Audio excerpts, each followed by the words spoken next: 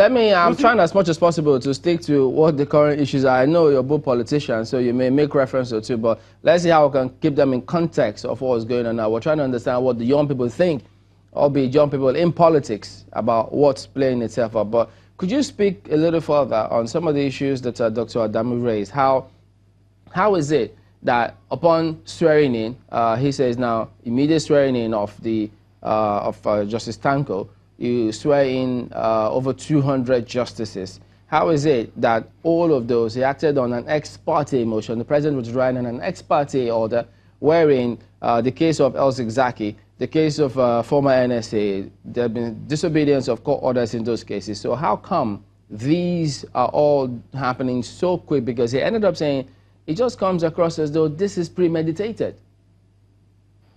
Yeah, thank you. I think the issue of justice for tribunal, they are not constituted by the CJN. It is the President Court of Appeal that constitutes them. The CJN is only meant to swear them in. That one has been there. The new CJN has not done anything. Then number two, nation above vacuum. The country cannot be without a CJN. And the law states in a simple, clear term that in the absence of the CJN, the next person in command will take charge. And that is what informed, the taking into position by Justice, Tanko of the Supreme Court. Then the issue bordering on what the young people think of what we are doing presently. I've said it times without number that the young people will know quite well that we have had a CJN in this country who have been shopping for injunctions from one court to the other, and that the law, the prevailing law of the ground, was used by the commander-in-chief to try to put a stop to that. The upcoming generation will equally realize that during the time of President Muhammadu Buhari, there are a lot, of compliance with, the prevailing law or judgment in the land. The issue of Dazuki and the other guy, what's his name? Zaki, that one has been dealt with a Supreme Court ruling. In the case of this former militant from the Niger Delta, Fados Vera government, there was a Supreme Court judgment that any issue that borders on national security, the national security take precedence over, that issue. That has been secured, and that was even ruled during the Obasanjo time. So coming in, trying to hide under the caveat or under the window of Dazuki or issue is not the issue. Mr. President, I've said it severally. Okay, then it's a special case that borders on national security. We hear you. National security take premium. Just hang on. Let me get Dr. Adamu to give his impressions of what you've just said. Dr. Adamu, what do you think of that? Well, I think using the excuse that a nation cannot stand without a CJN, that's not an excuse, because you already have a CJN who is, through the procedure, was appointed and is doing okay, and you just wait for this late hour and this very quick, within 7 days, to come out with a petition, and then you suspended the person. And that's not an excuse. You have to follow the process, and it has to follow the recommendations of the NJC. And coming to the issue of the blames they've been doing, they always justify the people's wrongdoings in the past and say, okay, if other people have done it in the past, we too, we have to do it. And come on, that's why we are looking for change. We cannot stick in the past of what people have done in the past. People have even confessed to their wrongdoings and apologized. And this is a new Nigeria. This is what we, the young people, are taking over from our ancestors. And that's what the precedents that we don't want to inherit from our senior generation. We want a clean democracy of our generation where we respect rule of law. We create space for everyone to fairly participate in the electoral process. And this is the only hope we have in the country, because as long as the institutions of the democracy is being attacked, there will not be justice. And if there is no justice, there will not be development. There will not be economic development. We continue to have issues, grievances, and complaints. And that's what we've been afraid of. And that's why we think this is the only time we have in the country where we can really Dr. Adamu, let me ask you this before you go on. Speak to the narrative, because there are those who believe that the political rhetoric that seems to resonate appears as though while the campaigns go on, your party seem to come across as if, well, when they raise the errors or the mistakes or what you did wrong in the past, they seem to gloss over it not admitting culpability or admitting to have made those mistakes with a view to correcting them. It just comes as though when they gloss over it, say, well, this party is doing this, we want to do this. Don't you think that they should actually admit some of those errors or mistakes, if you will, and then with a view to correcting them? Yeah, even if there were errors, I believe it must have been done by people who lack the integrity, who lack the principles. And that is why you see them leaving the PDP and moving to the APC. And that's why you have these big sheep, a lot of them from PDP who committed atrocities, who committed crimes against Nigeria because they want to protect themselves, because they are not pure.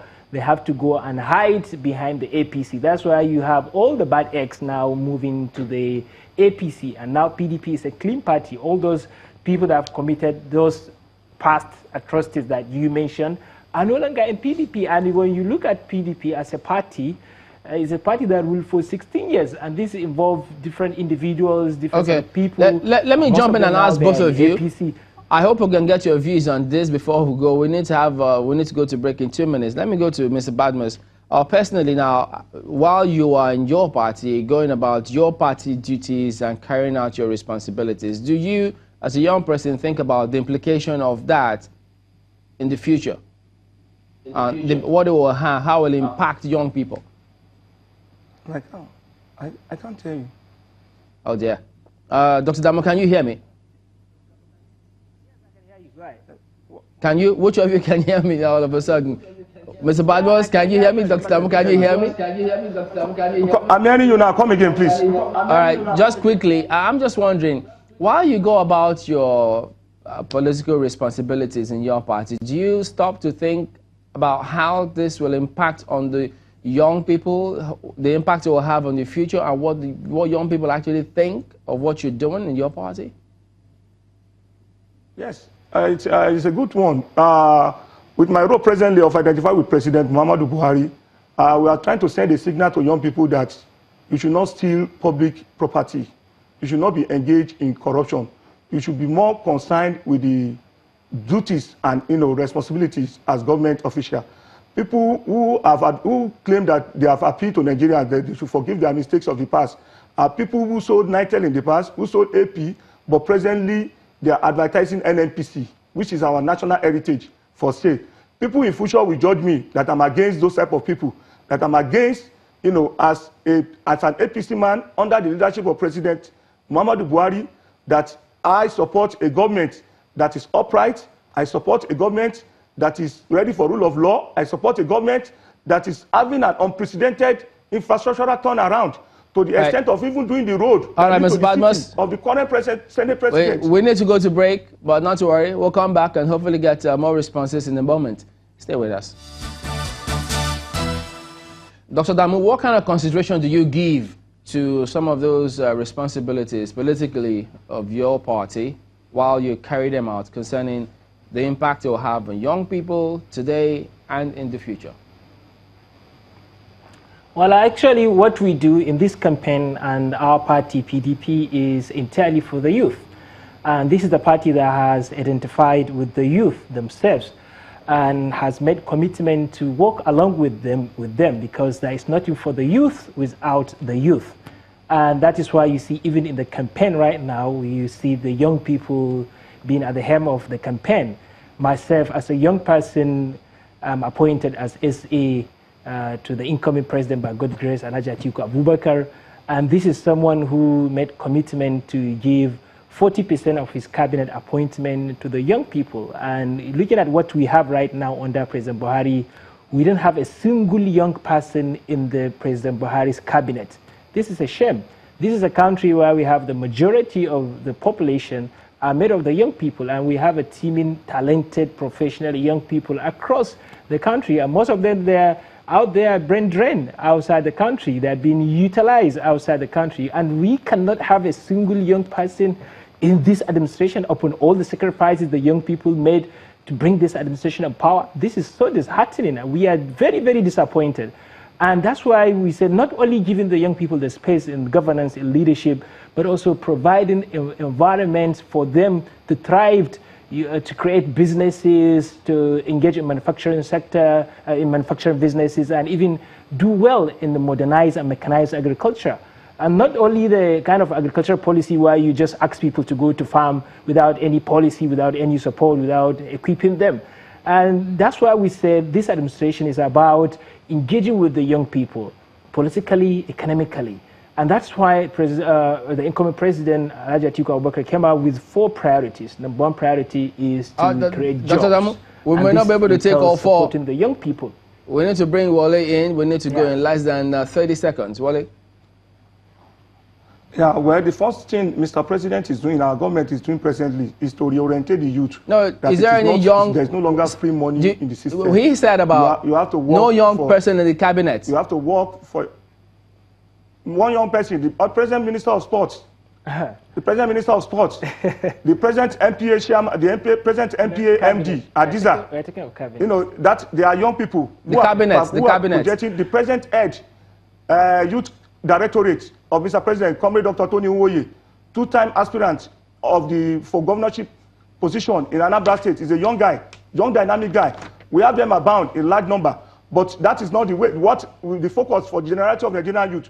The federal government anchor borrower projects have empowered over 200,000 youth and have saved the nation of over 1.1 trillion naira in terms of rice, Mr. Badmus, and other series. Okay, we need to go.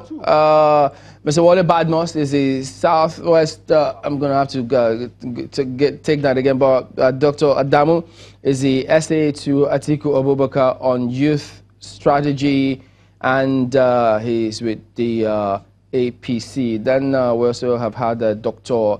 Adamu, I beg your pardon, Wale Badmus, who is with the APC's Presidential Campaign Council. Gentlemen, thank you for coming on the program today.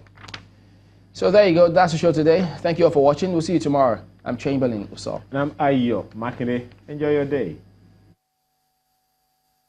The views and opinions expressed by guests on this program are those of the maker and do not reflect the views, opinions, and endorsement of Channels Television.